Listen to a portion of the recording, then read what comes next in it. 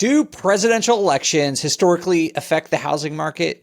Why on earth are mortgage rates still going up? And what are some of the best companies where you can grow your career? That and more on today's show.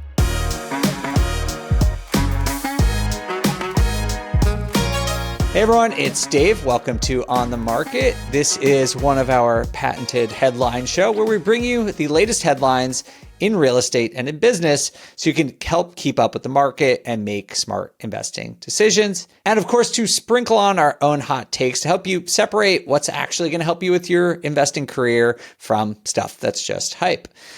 Usually I sift through the news and bring 4 headlines to talk about, but instead I have assigned my esteemed panelist a topic or asked them to bring their own topic. So we have Kathy Fettke, James Daynard, and Henry Washington joining us today. Thanks y'all for being here. Great to be here. Glad to be here, man. Good to see you guys. All right, well, let's just jump right into it. James, what story did you bring for us today? Well, as we know, we got a lot of things going on in the news covering the election. It's the big election day. Oh, there's an election this year? I mean, I see it every once in a while trending on Twitter, so I figure we should explore this a little bit more. Or it's not even Twitter anymore, it's called X. But yeah, I wanted to bring in this article. I want to talk about this today because I keep hearing a lot in the community. I know, Henry, you're a flipper. I'm a flipper.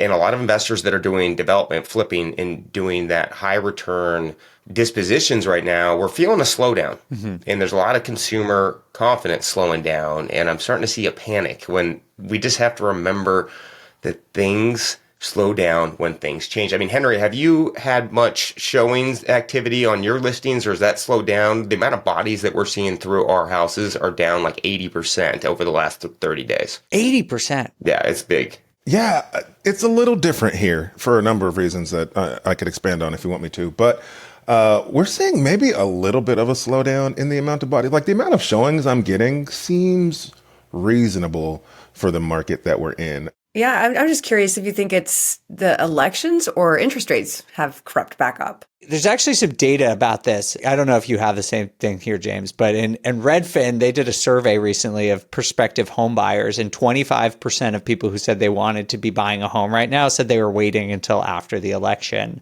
to buy. So it does seem like people are deliberately choosing not to look at homes right now.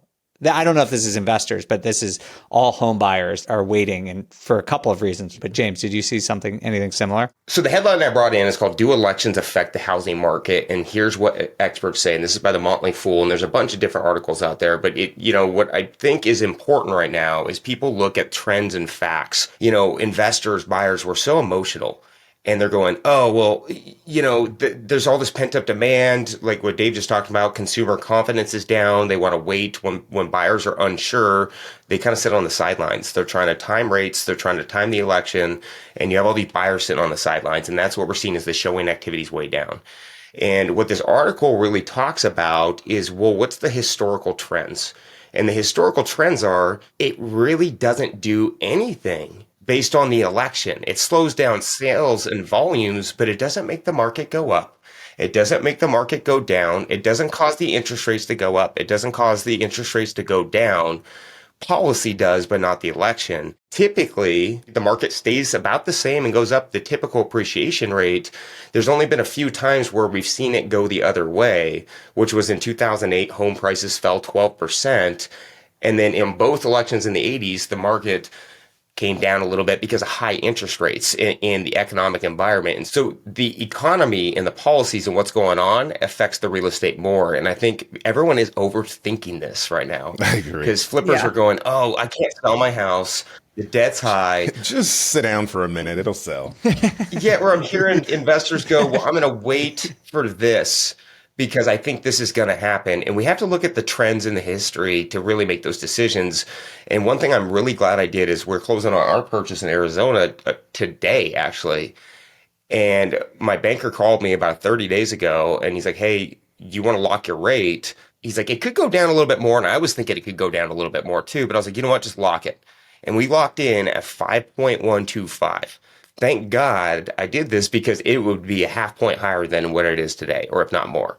Timing the market's one of the worst things we can try to do. And this article talks about like it's going to slow down because it's more consumer confidence, but the market's not going up or down or rates. It all depends on what's going on in the economy and the policy that goes through. And, I just keep hearing all this chatter. The market's going to explode up. I don't know. Have you heard of the term called the Trump trade? I've heard it. I have not. All right. Well, I'll share it in a minute because I think it has to do with your topic here, Henry, which is about mortgage rates, right? Cool. So we'll save it for me. But let's say I'm just happy that James locked in his rate when he did, because a half point higher on a mortgage that James Daynard can afford is probably like $2,000 a month. A little bit more, actually. It's For the rest of us, it's like $57. For James, it's like $8,000. But I can see where I've never seen so much fear on both sides. Agreed. Each side feels like if the other side wins, we're going to lose democracy.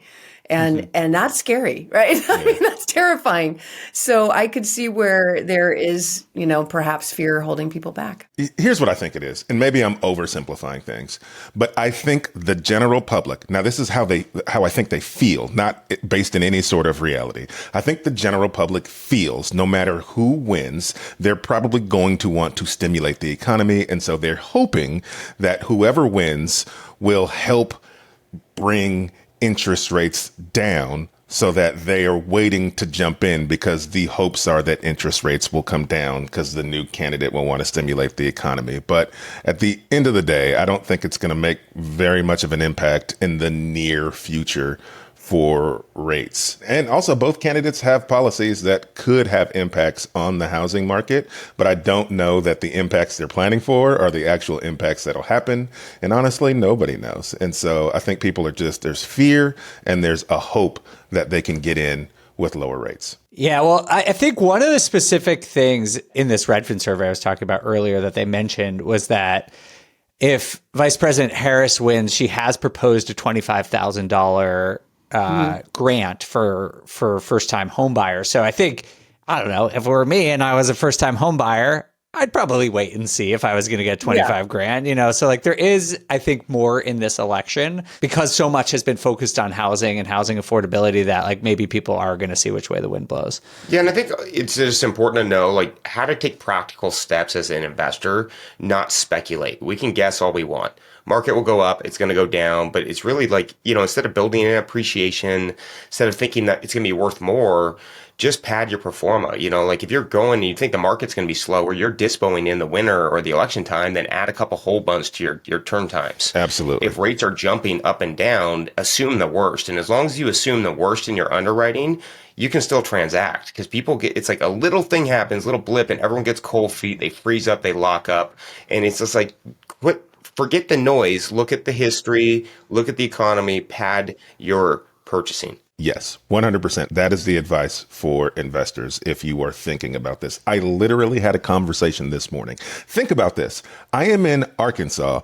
I am making an offer on a house whose ARV is $200,000.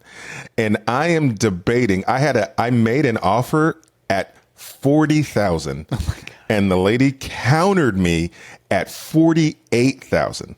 Only an $8,000 difference of a $200,000 house. And I said no. Whoa. I said no. I'm sticking to my number of 40,000 because I am underwriting a long hold time, even though it's a $200,000 house, which there's only like 10 of those on the market right now. Like I am sticking to my numbers because of the uncertainty. And that's the discipline I think you have to have as an investor if you want to be successful, because I don't want to be holding on to this thing for 6, 8, 9 months and be mad that all my profit got eaten up by holding costs. All right, we got to take a short break, but stick with us. We'll talk mortgage rates and the Trump trade on the other side.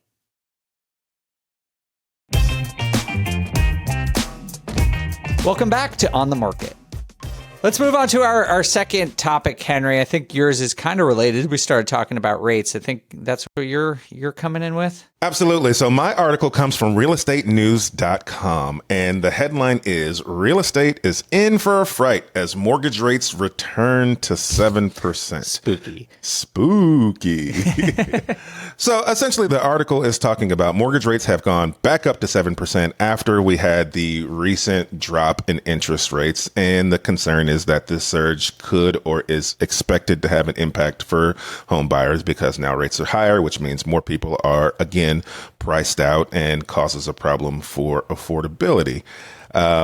Also, this can lead to a decrease in demand for homes and cause these longer hold times that we were talking about because there will be or are less buyers because of the interest rates. And if you couple that with the election and the fear that we just talked about, I think that there's some truth to that. You're going to see longer hold times. The question is, for how long do we expect these hold times to be? And the article kind of conveys this tone that is emotional. So it's more emotional in how people feel than fact, because there are facts that support both sides of the argument for the real estate market, right? There are facts that say we don't have enough inventory to support the demand, and so that the market should be moving quicker than we are seeing it move. And there are also facts that support that the market is slowing down and that there are less buyers. And so if people can't rely on the facts, or they don't know which facts to trust, then they rely on their emotions and how they feel. And right now it feels scary and it feels turbulent. And I think that that's going to lead to the slowdown. So what do you guys think about the interest rates at 7%? Do you think it's going to cause the longer hold times, or do you think it's just more of the same? I feel like so many people were confused that when the Fed cut rates, that this would be, mortgage rates are going to go down. We're going down to 5%. Yeah, and no matter how many times we scream it from the rooftops that that's not what's going to happen. I still thought it would happen, right? In one of our shows, we were guessing where rates would be, and I thought they would keep going down, and here they are going up. So we're still in this really strange economy where the market is so strong. Our latest jobless claims report was low again, which means fewer people are losing their jobs. And when the bond market sees that, they rally, and they start investing in stocks with less fear about a pending recession. So that's this place we're in of, if we want to see mortgage rates go down, that generally means things aren't as good in the economy. And when things are hot in the economy, that generally means mortgage rates go up. So it's a mixed bag, right? It's somewhat of a strong economy. At least a lot of people don't think so, but the jobs report is telling us that, and mortgage rates follow. So I personally think we're in for like a pretty slow winter, housing market wise. I don't see mortgage rates coming down all that much for the next couple of months, because although the Fed activity does have some impact on the mortgage rates, I actually think the presidential election is having an impact on mortgage rates, which I'll explain in just a second. But it's also, just remember that it's just a seasonally slow time of year. And so it's probably going to be chilly and not a lot of transaction volume going into the winter anyway. But I told you guys about something called the Trump trade, and I'm not surprised you haven't heard this, because only people who read about bond investors and bond nerds sentiment know about this, and I do. And you do need to understand the bond market if you want to understand rates. You do. So I read about bond yields, and basically bond yields have been going up. Just as a reminder, bond yields almost perfectly correlated with mortgage rates. And so if you want to know what's happening with mortgage rates, you look at what's happening with bond yields. And bond yields have been going up despite interest rates going down, which is a little bit unusual. But bond yields go up for a couple of reasons. Some of those reasons are inflation fears. Other times it's when other assets are doing better. Like if there is potential that the stock market's going to do really well, people won't invest in bonds, that lowers demands, that puts up yields. Both of those things are potentially going to happen if Trump wins. So that's basically what people think, is if Trump wins, a lot of the policies that he's promised to do are stimulative, like tax cuts, for example. And we already see the labor market doing well. So with lower recession risk, that usually pushes bond yields up. And the second thing is, he said he was going to impose tariffs. Tariffs tend to be or historically have been inflationary. And so when you look at these two things, you see it might be stimulative and inflationary. Both of those things tend to push up bond yields, which is probably why we see mortgage rates going up right now, or is at least one of the reasons why mortgage rates are going up right now. So, long story short, the reason I don't think rates will move that much is because even if Trump wins in November, he doesn't get inaugurated until January. Then you have to see what policies actually happen. And so I just think whoever wins, we won't know what they're going to do until probably February. And so a lot of the uncertainty that we're feeling in the market is not going to be answered by the election. It's actually probably going to be answered by the new president's first 100 days in office. So anyway, that's my tangent about bond yields. That is if we know who's president by February. No, don't say that. Please, hopefully we know. Yes, I'm with you. I hope we just know. And the one thing about this article that Henry brought in, though, it's, rates could be up towards 7%. The market could really slow down. But we were just in that market 9 to 12 months ago. Right. And things were transacting. It was fine. Yeah, it might slow growth, but it's like, just remember, what is the experience recently with this? I mean, this was not that long ago. Rates were at 7%. We're just right almost there anyways. Also, guess what happened 365 days ago? I won the flip-flop. Rates hit 7%.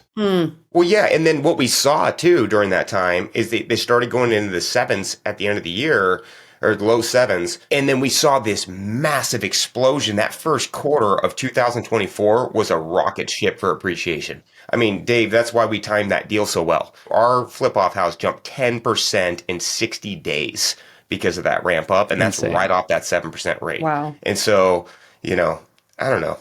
You can transact. It will be fine. You just got to adjust your numbers. Yeah. Underwrite better. Sit on the properties a little longer. They'll sell when they sell. You'll make money. People need houses. Well, yeah. I mean, I totally get that, but I do think, especially if you're new, it's a little nerve-wracking to see. But just a reminder that, no one knows what's going to happen. People thought rates were going to fall. They did not. You could have locked in at James's rate. Now people are kicking themselves. The best thing to do is just admit that none of us know what's going to happen. And if you can find a deal that works now, do it. All right. We're going to stay on our politically themed episode today. So Kathy, tell us what headline and story you're bringing. Prop 33 in California, and this is another rent control bill that has been turned down twice in the last two times. The California voters actually voted against rent control, which is shocking, but it seems pretty 50-50 right now. Basically, what this would do, Prop 33 would repeal the Costa-Hawkins Rental Housing Act of 1995. And that act really was kind of pro-landlord, I guess you could say, which is, again, shocking for California because it limits rent control on single-family homes, on condos, and on new apartments. And this, if Prop 33 passes, it would repeal that and allow local governments to decide whatever rent control they want. So from what I understand, most counties are just going to keep what they've got because Gavin Newsom's already passed a law in 2019 limiting rent controls in general. Basically, it's capped at 5% plus inflation. But for many people, that's still too much. They say it's still too much. The rent, as they say in the bill, the rent's too damn high. So even with that bill, people don't want to see rents go up, especially when inflation was at 9% plus 5. That's, although it's capped, it's still at 10%, even regardless of what inflation is. So we already kind of have rent control. But if Prop 33 passes, then single family homeowners would have rent control and also new apartments. So as you can imagine, I would think a lot of developers would not be so interested in building new apartments, which is desperately needed. We have a shortage of housing. They wouldn't be so incentivized if they have caps on the rent. Also, right now, if you are rent controlled, but the tenant moves out, you can raise rents, and Prop 33 wouldn't allow that. So, oh, really? Even on turnover? Yeah, you could, a lot of times people under rent control will never leave, right? They'll stay in the Yeah, same of place. course. Yeah. And it might be a studio apartment or a one bedroom, and now they've got 4 kids, but they won't leave because they have such low rent. But in this case, they could move. So from a tenant perspective, it allows that mobility. But from a landlord perspective, I'll tell you what, I mean, I already don't invest in California, but I think a lot of other people would join me in that. And then there would be less rental housing, in my opinion. I mean, just living through it here in the Netherlands, they passed a rent control bill last year. It's a little bit more complicated. There's like a point system and I don't know, this whole thing. Long story short, rental prices have gone up like crazy because as soon as this thing went into effect, all of the landlords started selling their homes because it was just too risky to run the business. And so now there's just less rental supply. And you know what? Housing prices didn't go down at all. It's not like, the new rental supply hitting the market helped make purchasing more affordable for the average person. And so now what you have is just fewer rentals for the same amount of renters. That's going to set up prices because unlike the bill Kathy was talking about, here, when a tenant moves out, you can reset it to market rates. And so what happens is as soon as someone moves out, rents are going up 10, 15, 20%. And that makes it even more difficult for people who are trying to find a new apartment. So, obviously it's a different country, different type of situation, but rent control is just one of those things every time it's been tried. Liberal city, conservative city, no matter what, it just hasn't worked. It doesn't work in the way that it's intended to. And so I get that it's politically popular, but it's just not grounded in any sort of research or like any sort of evidence. Well, it hasn't been. I mean, it's lost twice, so it could, this could fail again. Ironically, the person behind the bill apparently owns apartments, and they call him the slumlord. I don't know if that's true or why, this would be allowed. But in cities like Berkeley, where if this passed, Berkeley would absolutely enact stricter rent control laws. That's what they've been trying to do. And when you've got a city like Berkeley, if you have any city that is constricted in growth, and in the case of Berkeley, you've got water around you. You're surrounded by water, and then behind is like nature. It's a park. So there's really no way to grow unless you grow up, right? So then you would need more apartments to provide more housing. And if apartment owners don't want to come in, well, that's a problem. Mm-hmm. So yes, rent is high, no question. But it's also California, right? And it's crowded cities, and it's never not been expensive. I mean, I think the problem with it is that we're trying to untie housing prices and rent prices. Yes. And they're tied together. You can't untie them. If you want to continue to have a supply of homes to rent, then housing prices and rent prices need to be tied together. And if you enact a rent control, people will do just what Dave said, is they'll try to get out and sell those properties. And then you have less properties available for people to rent, which is going to increase the prices. And if the prices go up and the rent doesn't go up, then that's not going to fix any sort of supply issue. So, I mean, I just think you can't untether the two and think you have to solve the problem. In other words, you have to solve for affordability and rent at the same time. Yeah, because it's going to diminish supply. Yeah. Like the math does not work. Mm-hmm. Land's expensive, money's expensive, construction costs are expensive. Let's keep your income down. Who wants to buy into that? That doesn't make any sense. And that's going to make less units come to market. Multifamily permits have already slowed down dramatically because of this. Not just because of rent control, because of these costs. And then if you cap the potential in the real estate in investing, that's going to be a major issue. You cannot pay for this. Banks won't even lend you money if your income is capped to a certain rate. It's like, how are you supposed to build this if a bank won't lend you money? Yeah. I feel like California is smoking too much of whatever it is. They're like, California was the dream. 90s to early, I'd say 2010. In my opinion, that dream is dead. Specifically, we are speaking about the article, which is about rent control. And I don't necessarily think that that's the solution. That's not to say that I don't think we need some sort of better affordable housing and affordable rent solution. Totally. Like, as a landlord, I'm still all for finding an affordable rent solution. I just don't think this is the approach. And just a reminder that the writers at the BiggerPockets blog do a great job of breaking down issues like California's Prop 33. So go to biggerpockets.com/blog if you want to learn more. All right, time for one final break, but we've got a business headline for you right after this.